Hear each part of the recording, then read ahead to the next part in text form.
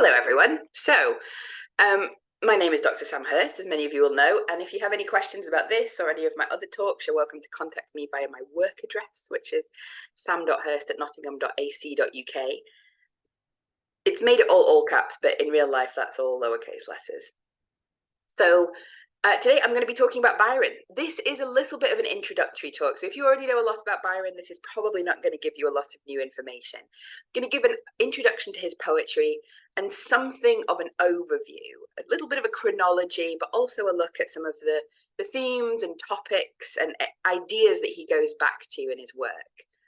I will be accepting questions at the end, so please do feel free to ask extra questions. Because Byron wrote so very much, I don't really have the scope to talk about even a fraction of it. So I'm very open to more questions at the end. And I use this picture here, this satirical cartoon about Byron, to show that even though he's perhaps known as one of the most famous romantic poets whose legacy continues to this day, there was also some pushback, as you can imagine, against him. And we'll have a look later on at what some of that pushback was, and particularly in his later career. So to begin with, I do actually have a little bit of participation going on. Byron wrote over 3,000 letters that are extant that we still have. He wrote over 400 poems, which amounts to hundreds of thousands, if not millions of words. One of his poems, Don Juan, for example, or Don Juan, has over 100,000 words in it alone. I've got that little picture there. There's a little pictures throughout that reference the Newstead Abbey collection where I'm working at the moment. And that is a big pile of first editions that we have. They've been rebound by the collector Herbert Rowe that donated them to Newstead Abbey, but these are all inside beautiful first editions of Byron. So the participation bit comes in because I've got a quick question for you. All of these letters, all of these poems, all of these words, how many of them do we know about? How many poems do we know? So just share in the chat, are there any, what springs to mind when you think Byron? What poems do you know? And I'll open the chat so I can see it.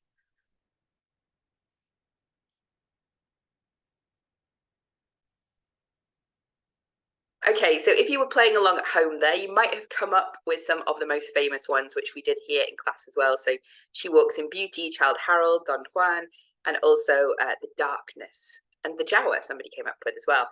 So it tends to be today that people don't really know a large range of his work, which is why I'm going to dive in and give a little bit of an overview of that range. Because some people, they read Childe Harold, they don't really enjoy it, and they think, well, this is what all his work is like.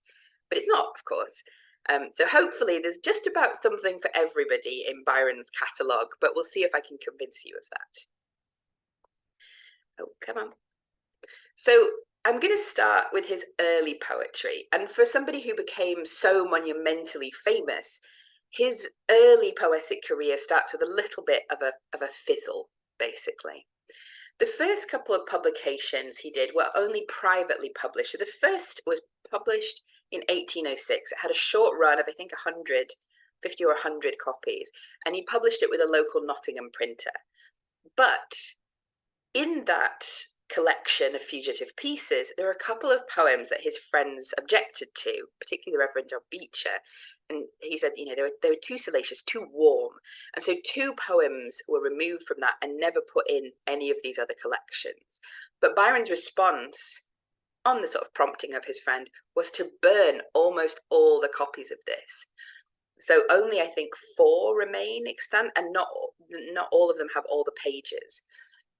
So there have been republishing of fugitive pieces since then for simile copies, but only 4 actually remain. And of course, we have one of them at Newstead Abbey. So if you'd been to the talk last week where I was in Newstead Abbey, I actually had the copy that you could see. So it is worth having a look. So that sort of had its end, and a lot of these poems were republished, with new ones added, a couple taken out, in poems on various occasions. This was also published privately with a print run of 100, and it was sort of circulated around Byron's friends. These poems were again reprinted and reused with some additions and some subtractions in what we think of as Byron's first official publication, which is Hours of Idleness. So this was publicly published. This was available to all. And again, it was published by a local publisher to Byron. And it's a collection of his juvenilia, really, that he was writing between when he was about 14 and 19. And we'll have a look at some of the themes, some of the topics, some of the ideas that appear in it, because they give us a little bit of an insight and an overview of what Byron will be writing about throughout his whole life in many cases. I just popped this last one on as well. Poems, original and translated. This was the sort of final version of these early poems, which was published a little bit later and included almost all of the poems of Hours of Idleness with a couple of sort of changes. Now, I said it started with a fizzle. So how were these poems received? Beyond this kind of publishing history of stops and starts, how were they received? Were they welcomed? Was he hailed as a genius? I mean, no. If you saw a sneak peek of that review, the answer is no. So there was this really quite scathing review in the Edinburgh Review. And I've given you some sections of it here. This is not the whole review. I mean, do go look it up because it's really harsh. But he begins saying, "The poesy of this young lord belongs to the class which neither gods nor men are said to permit. Indeed, we do not recollect to have seen a quantity of verse with so few deviations in either direction from that exact standard. His effusions are spread over a dead flat, and can no more get above or below the level than if there were so much stagnant water. We would entreat him to believe that a certain portion of liveliness, somewhat of fancy, is necessary to constitute a poem, and that a poem in the present day to be read must contain at least one thought, either in a little degree different from the ideas of former writers or differently expressed." So it didn't go particularly well for him. I think this is a little harsh, actually, based on what the poems are. Some of them I really enjoy, but as you can imagine, Byron responded to this criticism in a mature, rational, and measured way, which he did not. That is clearly a lie. Instead of that, he responded with a scathing satire, and we'll get to that in a second. But let's take a moment to have a look at Hours of Idleness. What's in it? What influences it shows? What themes it's picking up on? So Hours of Idleness has a lot of different topics, a lot of things that you might expect from quite a young man. There's translations, like translations that he did at school. There's poems about love to lots of different women. And there's also sort of reflections on himself and his own history. For Newstead, obviously I talk a lot about the Newstead poetry, and some of his first writing was about Newstead Abbey, his ancestral home. And in 1803, when he was just 15, he wrote On Leaving Newstead Abbey, which goes, "Through thy battlements, Newstead, the hollow winds whistle. Thou, the hall of my fathers, art gone to decay. In the once smiling garden, the hemlock and thistle have choked up the rose that once bloomed in the way." So it's this romantic reflection on his home, and it's also a sort of reflection on his history, the history of his family, and how he fits in with that. And this focus on Newstead family history and this imagining of the house as a symbol of the family, but also of himself, continues throughout his poetic career, really. As you can imagine, as I mentioned, there are a lot of love poems and quite a few things that relate back more or less to Mary Chaworth, who was a neighbour of his, lived on an estate called Annesley, which was near Newstead. And when he was 15 and she was 17, he was desperately in love with her, to the extent that he refused to go home. He was staying at Newstead that summer and that autumn for a part of the time with the person who was renting the house. And he stayed also with his steward, Owen Mealy, who was not very happy about it, because he was like, why has this person just moved himself into my house? But during that period, he stayed there and he refused to go back to school in Harrow. So his mum is writing all of these desperate letters to his man of business, saying that love, desperate love, the worst of all maladies, is keeping him here. And so he writes quite a lot of poetry about Mary Chaworth throughout his life. And this is one of the examples where he's bemoaning the fact that they can't be together. "Oh, had my fate been joined with thine, as once this pledge appeared a token, these follies had not then been mine, for then my peace had not been broken." She was never really interested in him, unfortunately. Throughout his life, he creates this image of a great romance, but she was actually just engaged to somebody else. So, sad times. I also wanted to draw the attention to the fact that we always think of Byron as this romantic, dramatic writer, but he's also quite practical sometimes and quite funny, of course. One of my favourite poems in Hours of Idleness is this poem that I think of like Woman, It's Cold, is the subtitle I give it in my head. The actual title, very, very snappy, as you can see, is to a lady who presented to the author a lock of hair braided with his own and appointed a night in December to meet him in the garden. What a title. And it's basically just Byron complaining about the fact that, like, look, it's cold. Can we meet somewhere a little bit more sensible? Why doom the lover you have chosen on winter nights to sigh half frozen? He also wrote in this collection, Hours of Idleness, a number of poems to friends and favourites that he'd had at Harrow. This to Dee is to Delaware, the Earl of Delaware, and he talks about this friendship that's been rent asunder by envy or by his own slight paranoia, perhaps. In thee I fondly hope to clasp a friend whom death alone would sever, till envy with a malignant grasp detach thee from my breast for ever. When I say paranoid, he had quite a lot of quarrels with his favourites and these back and forths, even though he continues talking about how his affections never changed, how he's not jealous, how he's not paranoid. It was a pattern that emerged in quite a lot of his friendships and his early days. We also have, you'll have heard me talk before about his relationship with John Eddleston, the Cambridge chorister, and we also have a poem about that sort of queer love as well in here. It's called The Cornelian, and it reflects on a gift that John Eddleston gave him.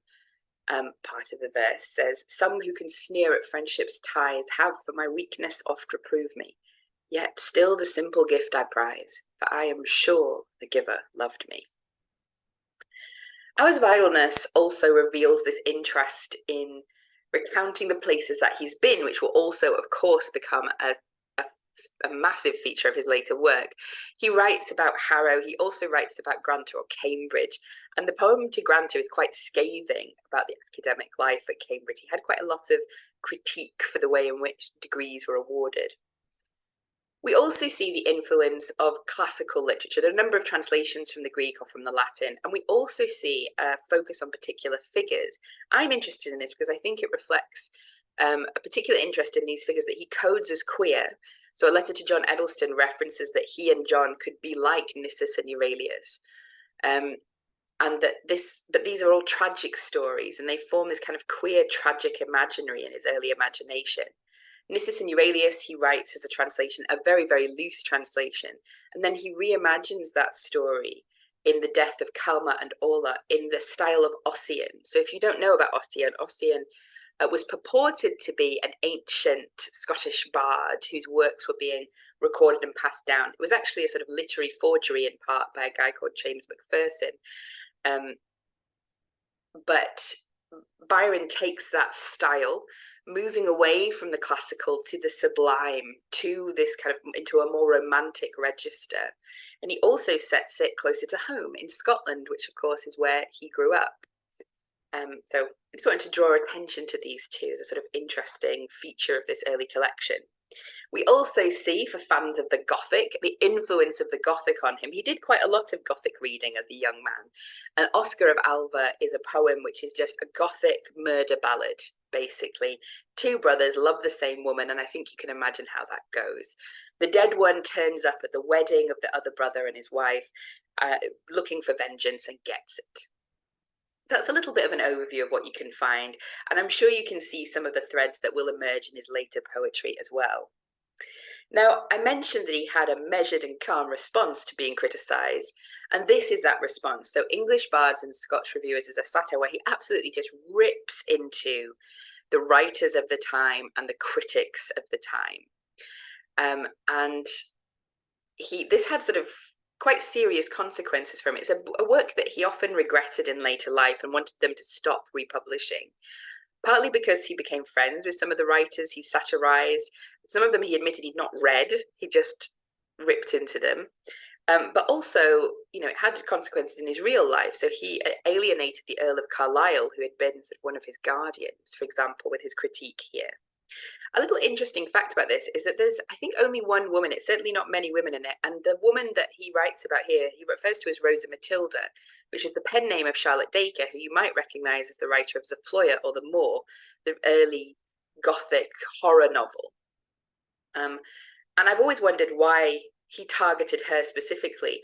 And I did find out that one of the money lenders, the first money lender, in fact, that he got money from was her father, John King, which seems a suggestive connection, I think. Now, he published this satire, and when he was traveling in Europe from 1809 to 1811, he started another. Like, he wasn't finished. He could have just kept going. Hints from Horace, it was called. However, he was advised not to publish it, and he didn't, and that is a move that he was very thankful for in later life. He was writing other smaller poems at that time as well, and some of these had a similar kind of vein of attack going on. One of my favorites, and I think of interest, kind of continuing interest today, is his poem, The Curse of Minerva, where he's talking about Greece, but specifically about Lord Elgin's removal of the Parthenon marbles, which is still a hot topic issue today, of course, and the fact that they're still not being returned. And Byron had a quite clear view of what was going on here, and he was very contemptuous.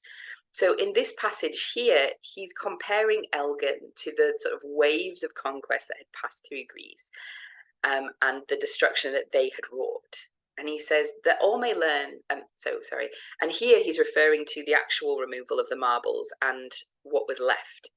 So that all may learn from whence the plunderer came, the insulted wall sustains his hated name. For Elgin's fame thus grateful Pallas pleads, below his name, above his deeds.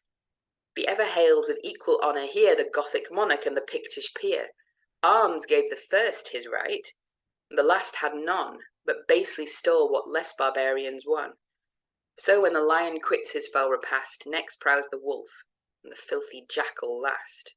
But here he's comparing Lord Elgin to a filthy jackal, and this act of removal as a desecration. And he sees it as a shame for his country, for Elgin's country, which is, he repeats very often, is actually Scotland. It's not England, it's Scotland. But then he goes on to say, England's government is complicit with this because they're going to be buying these marbles. That was inspired quite clearly by his travels. And then we have his most famous book of poetry, the one that shot him into fame, also based on that same set of travels from 1809 to 1811. Childe Harold's Pilgrimage is a semi-autobiographical text. He published 4 cantos in total, 2 of them in 1812 and then 2 of them after he left England in 1816. And this is the poem that really grabbed the public imagination. It was a combination of factors that grabbed their attention. But part of it was this creation of a particular type of hero. Self-dramatization of himself, we might say, but this Byronic hero that became so influential in literature after Byron.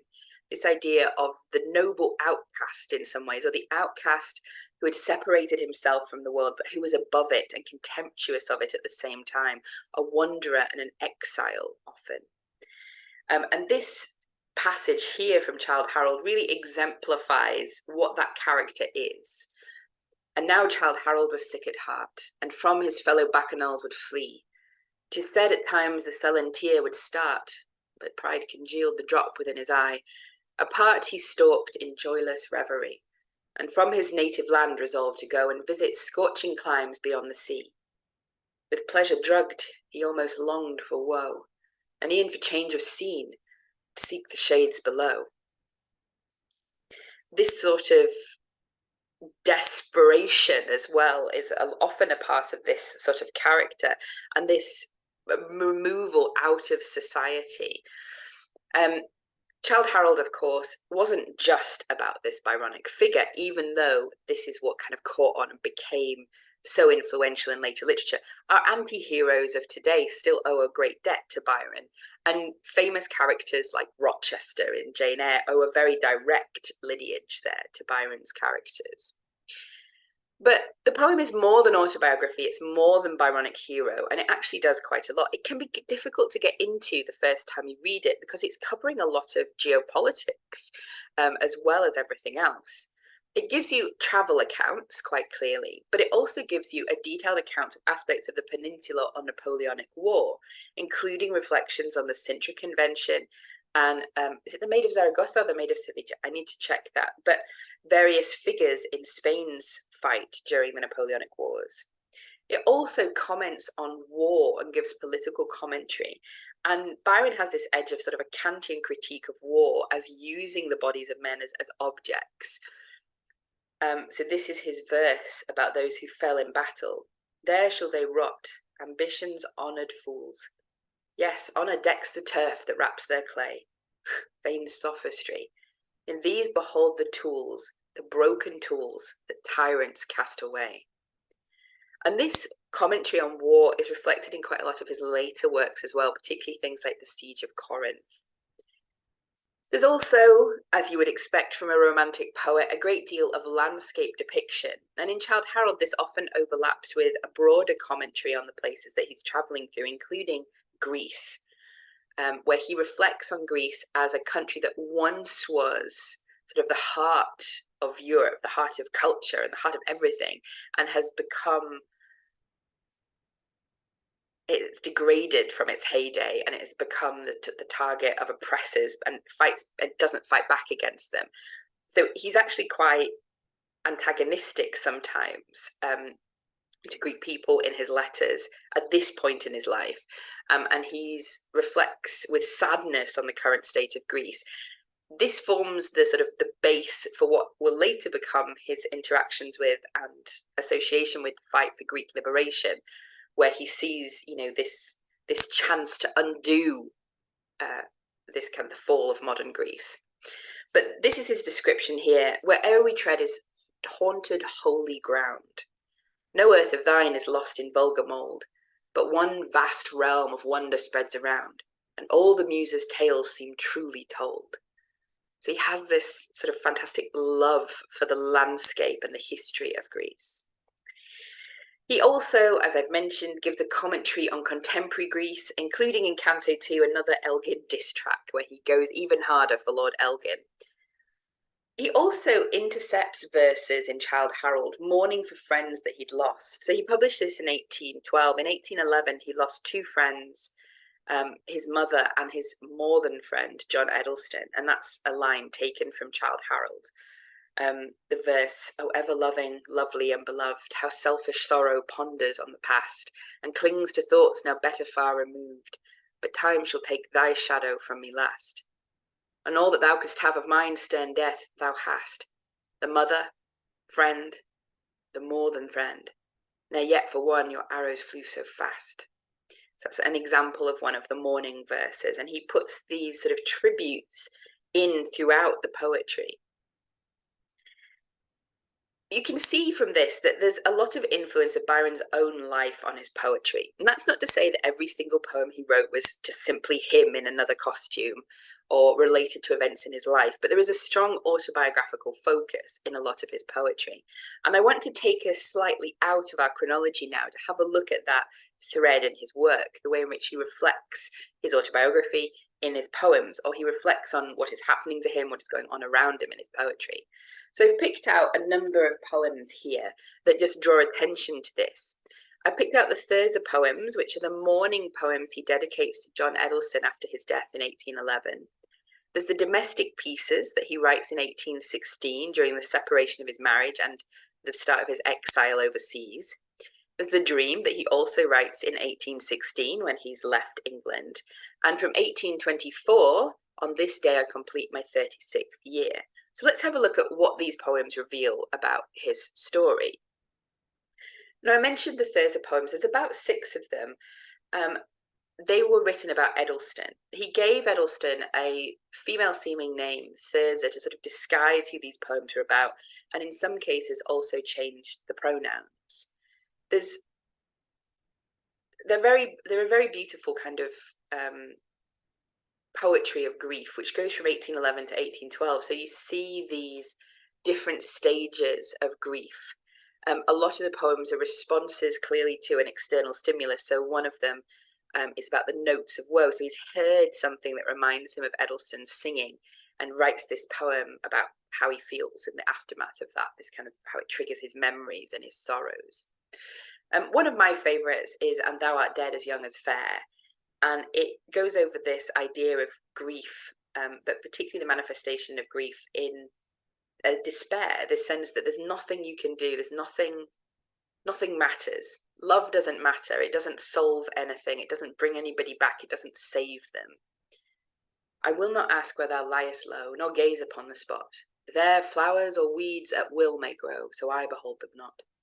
It is enough for me to prove that what I loved and long must love, like common earth can rot. To me there needs no stone to tell, 'tis nothing that I loved so well.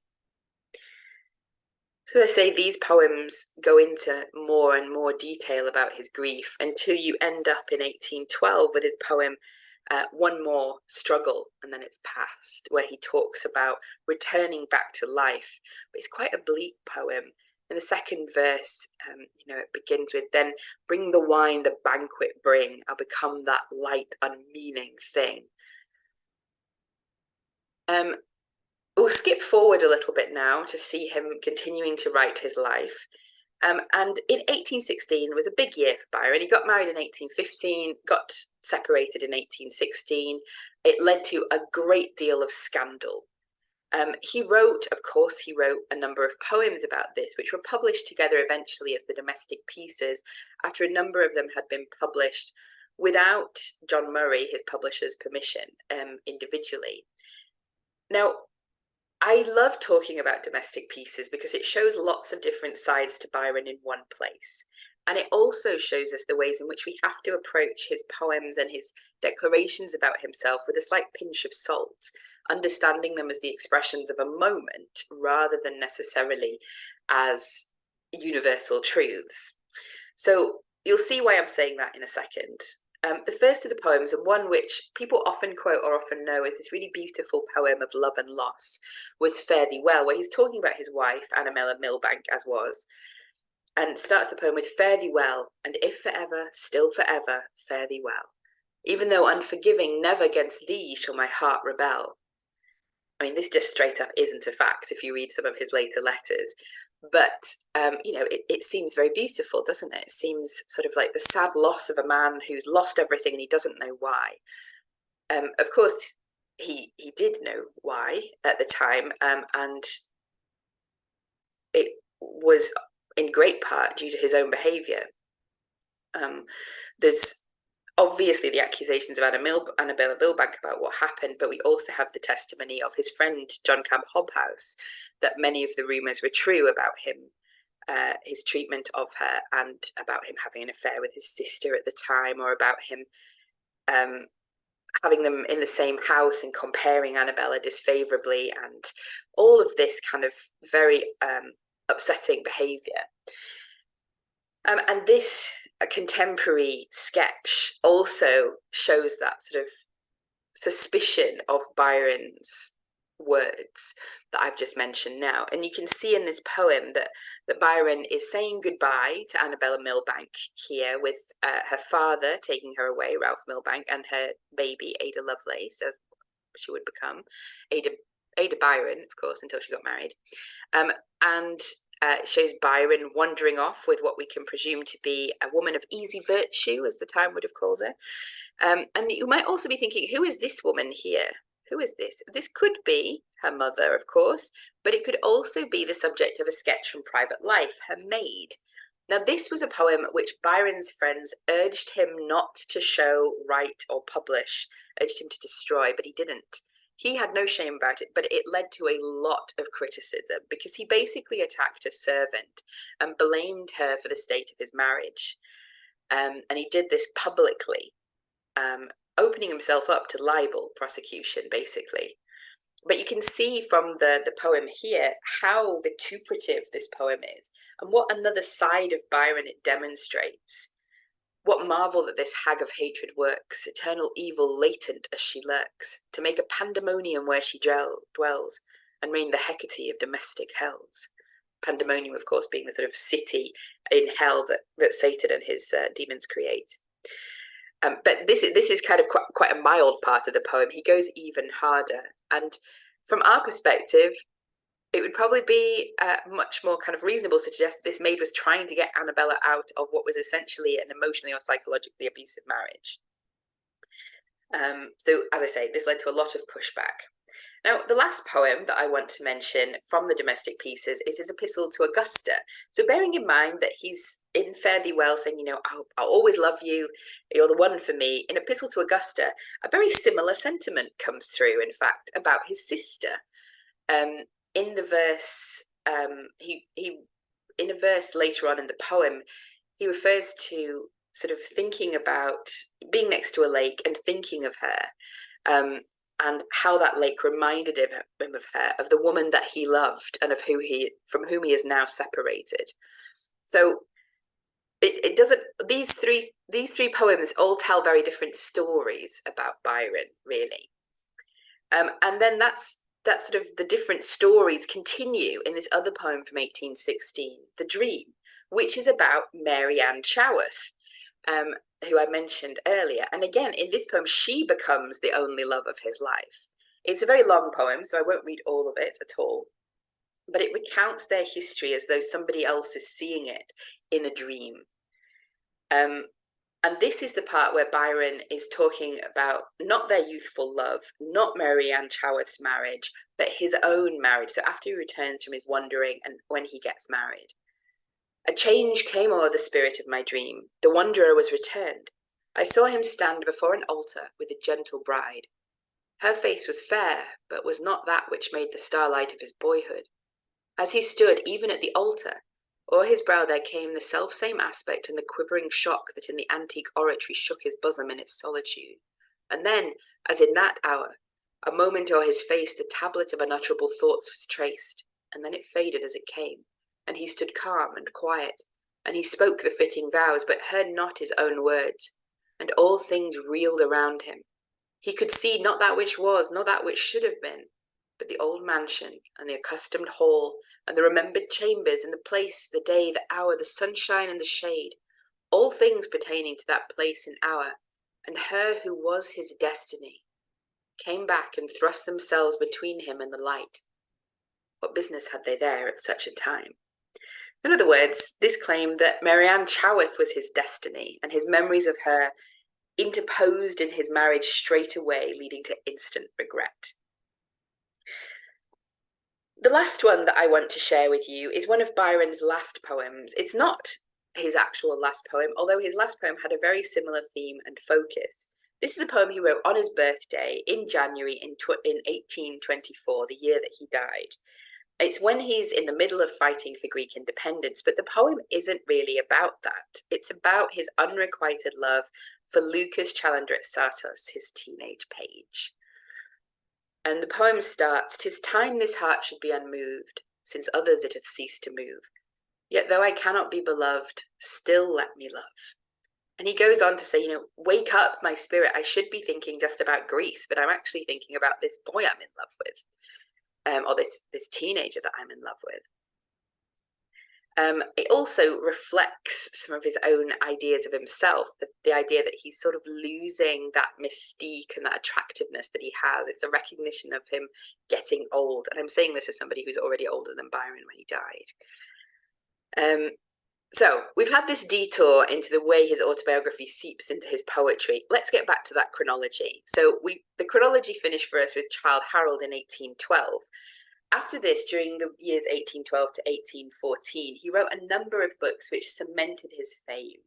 He picked up on different features of Childe Harold. So he had the Byronic hero, often here criminal heroes in some way, who were ennobled by love and were fighting against society, sometimes for revenge. We also have this focus on Eastern or Oriental romance, and there is a great deal of Orientalism in these tales and their depiction of cultures, and also the depiction of women, and the way he depicts, and inverted commas here, Eastern women. The poems, as I say, cemented his fame, and they were sort of bestsellers, each one. There's The Giaour, which is a tale of a man who was having an affair with the wife or concubine of an Eastern ruler, of a Muslim ruler, and who she was caught, she was put in a sack, thrown in the sea for adultery, and then he vows, revenge, and goes and kills Hassan, the man who had been her husband or master. In the next one, we have The Bride of Abydos, where we see two cousins in love. In the original writing, they were brother and sister, but he changed that to cousins, and they basically, it's a tale of tragic sort of rebellion that doesn't go right, but a love that will not be separated. In the next one, The Corsair, as the title suggests, he's really romanticizing the pirate. This is a pirate with a dark past, a dark secret. We don't know where he comes from. We don't know anything about him. We know he loves this woman in a tower, and they're together, they're husband and wife, and that sort of ennobles him, and he's better than all the men he's with. He's far more aristocratic, basically. And then he goes, attacks a court, ends up basically fighting off a whole court himself, ends up getting imprisoned and freed, but it's too late because his wife has already killed herself, and then he disappears.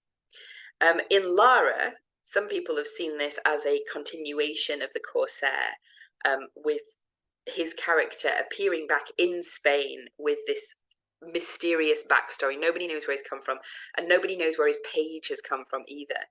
And the page turns out to be a woman who's been following him the whole time. It's one of the sort of queerest of his texts, because it's only right at the end that she's revealed to be a woman.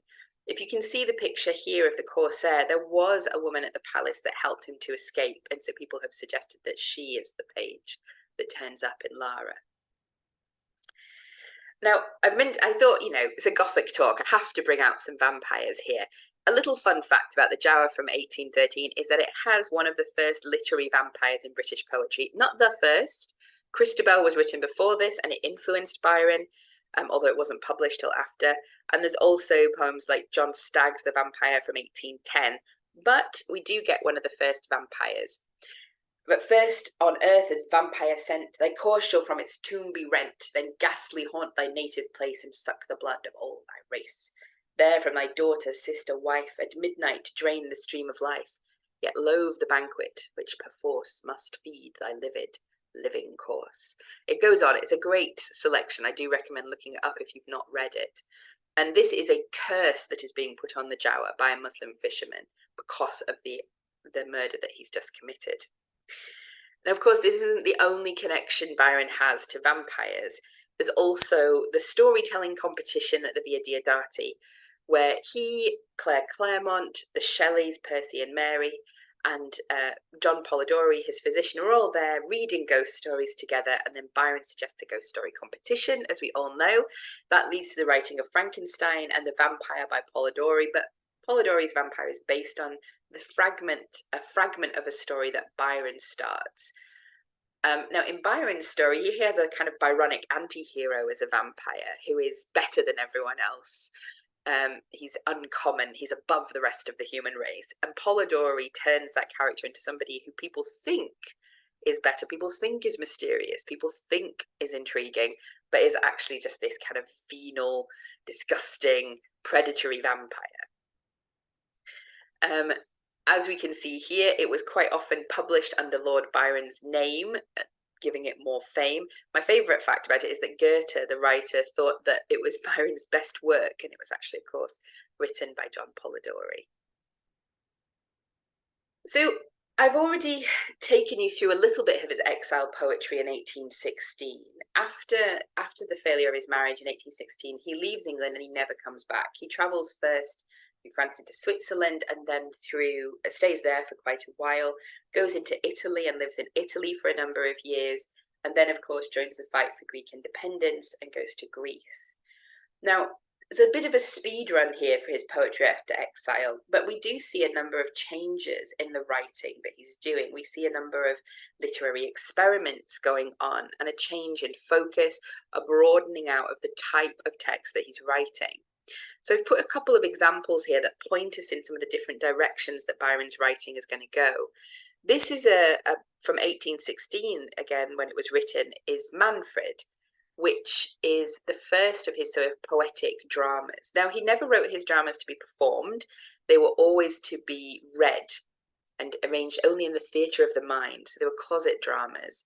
In Manfred, he has a man who is making deals with the devil and other supernatural creatures, all because he wants to get his beloved back, who just so happens to be his sister. So again, art reflecting life. It's one of my favourite of Byron's works. It's very dramatic, it's very over the top, and it's kind of great. But this was the first of a number of plays. So this was a poetic drama. Later he wrote sort of straight up plays, often based on Italian history or on different histories. So Marino Faliero was the first of those, the Doge of Venice, and it was the only one to be performed in London during his lifetime, although he and his publisher got an injunction out against it. And he wrote a number of other plays, often on sort of quasi-Gothic themes in the end, I would suggest. There's lots of tragedy and murder and betrayal and disguise as other people, that kind of thing. The second picture takes us to a direction that his work went in Italy. So he started to write a lot more comic verse in Italy based on Italian models. Some of the work that he did was translation. So he translated the Morgante Maggiore, for example. But he also wrote original pieces. One of these was Beppo. So it's a relatively short piece from his longer pieces, if that makes sense. It's a short one of his long ones. And it is a comic poem about a wife and a husband. The husband is a sailor. He's off at sea, goes missing, and she just sets up with a cavalier savant who basically lives in the house and is her partner. And then the husband comes back. Oh no. Of course, the most famous of his comic poems from this time is Don Juan, which is a massive poem that he started writing in 1819 and doesn't finish it. Essentially, he's writing it up to his death. The first couple of cantos have like 100 verses each. Is it 100 or is it 200? It is a lot of verses. It takes a very, very long time to read. And it's a comic poem. It's Don Juan, this kind of legendary lover, and how he gets started. So in the first verse here, in the picture here, you can see from the first book, his first relationship with Donna Giulia, who is a married woman. And this part here gives you a bit of a taste for the almost slapstick of some of the Don Juan writing. The picture is an illustration of him getting caught. You can see there are two women in here. One is the maid and one is the wife. And then you have the husband who has caught him. Basically, the husband comes home because he suspected the wife. So he says, I'm going somewhere. And then he just comes back. And she's lying in bed with the maid. And he is like, he can't find Don Juan. But we find out where Don Juan has been this whole time. He had been hid. I don't pretend to say how, nor can I indeed describe the where. Young, slender, and packed easily, he lay, no doubt, in little compass, round or square. But pity him I neither must nor may, his suffocation by that pretty pair. 'Twere better sure to die so than be shut with maudlin Clarence in his malmsey butt. And secondly, I pity not because he had no business to commit a sin, forbid by heavenly, fined by human laws. At least 'twas rather early to begin. But at 16 the conscience rarely gnaws, so much as when we call our old debts in 60 years and draw the accounts of evil and find a juiced balance with the devil. There's a comic, satirical tone going on. Of course, Byron isn't actually condemning anybody for sleeping with a married woman. He was doing it himself at the time of writing. But it's got this kind of joking tone throughout. Don Juan, though, isn't just a poem about the Lothario adventures of a young man. It's also got quite a lot in. This is one of the passages from Canto 2 that I wanted to draw your attention to. Byron's grandfather, Foulweather Jack, had been a sailor who was involved in the wreck of the HMS Wager in the early 18th century and had published an account, the narrative of the Honourable John Byron, account of the great distresses that had resulted from the wrecking of this ship. And Byron based part of his second canto on this account of the shipwreck and on another account of on this account of the shipwreck, and one other text, but I can't quite remember which one it is, my apologies. And he describes in vivid detail a shipwreck and the consequences of it. And first one universal shriek there rushed louder than the loud ocean, like a crash of echoing thunder, and then all was hushed, save the wild wind and the remorseless dash of billows. But at intervals there gushed, accompanied with a convulsive splash, a solitary shriek, the bubbling cry of some strong swimmer in his agony. And it goes on for many more verses. But Byron's not just basing his poem on love adventures and on true accounts of shipwrecks. He also is writing political satire. And Juan ends up going around various different places in Europe, ends up serving at the court of Catherine the Great in Russia, ends up in England, and all the time there is this political, satirical commentary as well. It can be quite difficult to access for some people if you don't know the period and you're trying to work out what is actually being satirized here. But it's probably worth the attempt, and sort of reading it with commentaries can be really helpful. Now, this attachment to satire isn't something that only appears in his later work. It's also been there throughout, but it becomes much more successful, I would argue, in his later work, and much more kind of varied and nuanced sometimes. But I did want to draw attention to this vein of satire that runs throughout. One of my favourite of Byron's poems, because it's so hypocritical, is his poem about the waltz, where he is condemning it as being a lascivious dance that is, completely immoral.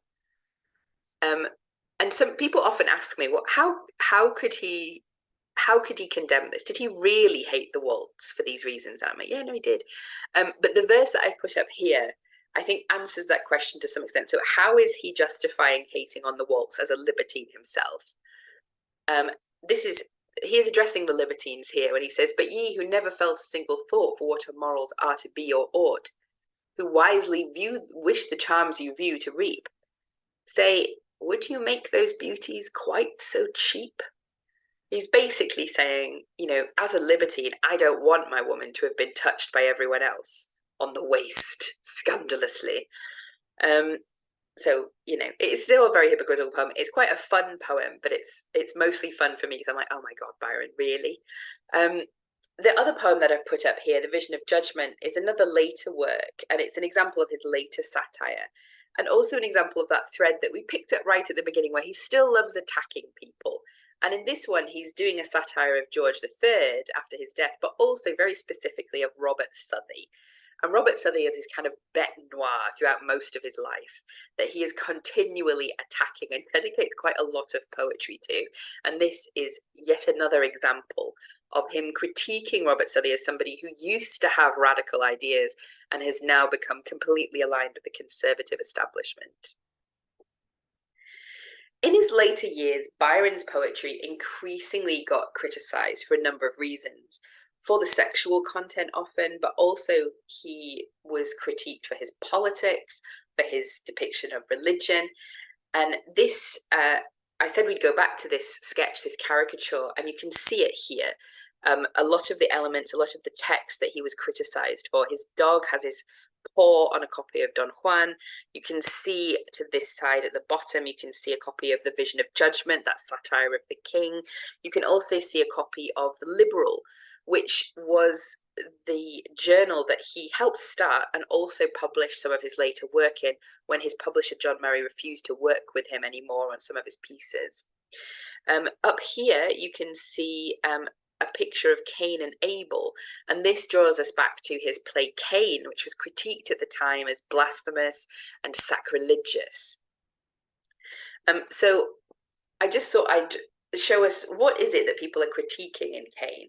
Well, Byron said, look, I'm putting all the bad stuff in the mouth of the devil. It's your own fault if you listen to the devil. But what critics pointed out was the fact that his devil appears as an angel and never stops looking like that. He never gets revealed to be anything worse than that. He never gets revealed to be venal or contemptible. He gets to be this kind of quasi-angelic figure throughout. In other poems like Paradise Lost by John Milton, the devil starts off with these grand speeches, but is revealed to be something much less by the end of the poem.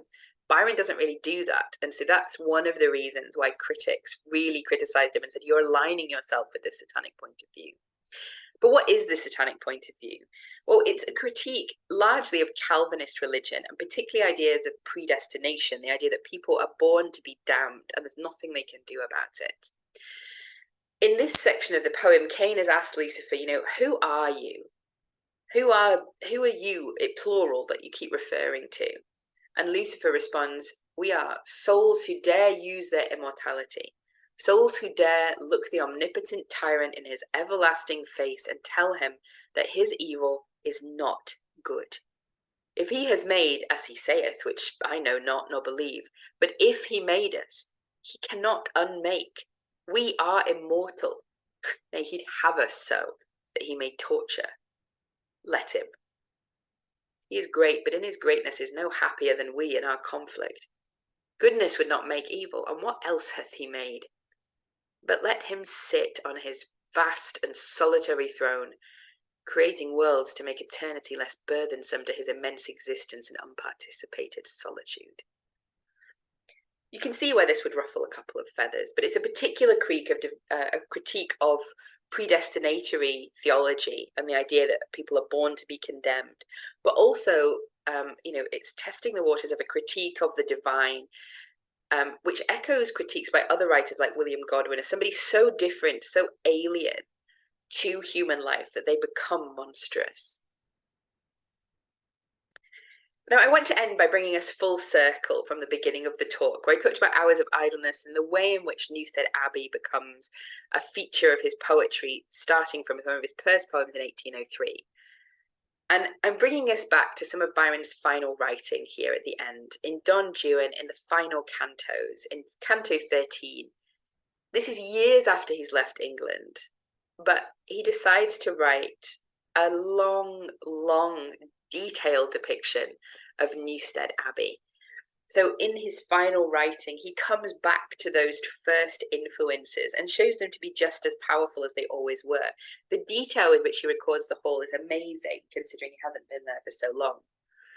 So to Norburton Abbey whirled the noble pair, an old monastery once, and now still older mansion, of a rich and rare mixed Gothic, such as artists all allow few specimens yet left us can compare withal. It lies perhaps a little low, because the monks preferred a hill behind to shelter their devotion from the wind. So he brings us back to his home in his last days, and a lot of his last poetry does have this backward-looking glance, this reflection on his life, what it was, what it has been, and what he's lost. Now, I hope I've given you a little bit of an introduction. As I said, we can't really cover lots of it, and there's loads of poems that I didn't get to mention or didn't get to talk about, things that you might not expect. His poem, The Island, for example, is a reflection on the mutiny on the Bounty, perhaps not something you'd see coming. And as I say, I'm happy to give recommendations. I'm happy to give you information about some of those poems that I've not mentioned, but I hope this has been a useful little introduction to some major elements of his poetic history.